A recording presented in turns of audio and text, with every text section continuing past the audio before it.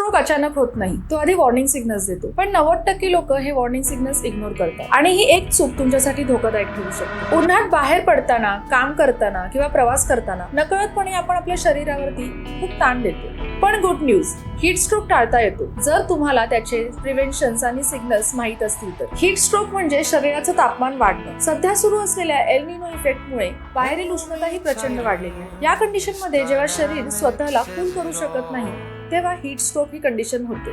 आणि worst condition मध्ये heat stroke आपल्या जीवावरही बेतू शकतो. राज्यात अशा काही घटना देखील समोर आलेल्या आहेत. कल्पना करा, तुम्ही दुपारी बाहेर फिरत आहात आणि प्रचंड ऊन आहे. तुम्हाला चालताना थकवा येतो, चक्कर येते आणि थोडंसं बॉडी विकनेस जाणवतो. हीच हीट स्ट्रोकची लक्षणं असू शकतात. बरीच लोक याच लक्षणांना दुर्लक्ष करतात आणि खरा प्रॉब्लेम इथं सुरू होतो. आयुर्वेदनुसार उन्हाळ्यात पित्त दोष वाढतो. पित्त वाढलं की शरीरात उष्णता वाढते, डिहायड्रेशन वाढतं आणि एनर्जी कमी होते. त्यामुळे शरीराला कूल ठेवणं खूप महत्वाचं आहे. हीट स्ट्रोक टाळण्यासाठी पुढील गोष्टी पाळा. पहिली, वेळ सांभाळा.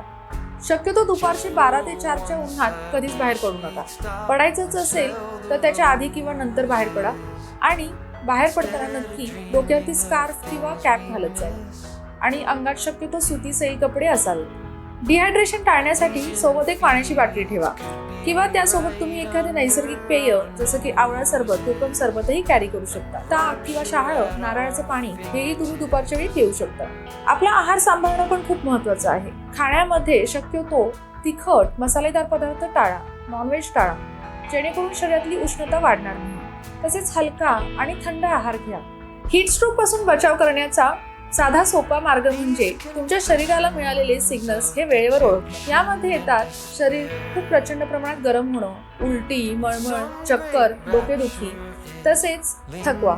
लाईक करा हा व्हिडिओ आणि शेअर करा जास्तीत जास्त लोकांना, जेणेकरून हीट स्ट्रोक बद्दलची माहिती सर्वांना कळेल. तुम्हाला अशाच आयुर्वेद रिलेटेड हेल्थ व्हिडिओज बघायचे असतील तर चॅनलला नक्की सबस्क्राईब करा. आणि तुम्हाला कोणतेही आयुर्वेद रिलेटेड उपचार हवे असतील, काही समस्या असतील तर डिस्क्रिप्शन मध्ये दिलेल्या नंबरवर तुम्ही कॉन्टॅक्ट करू शकता.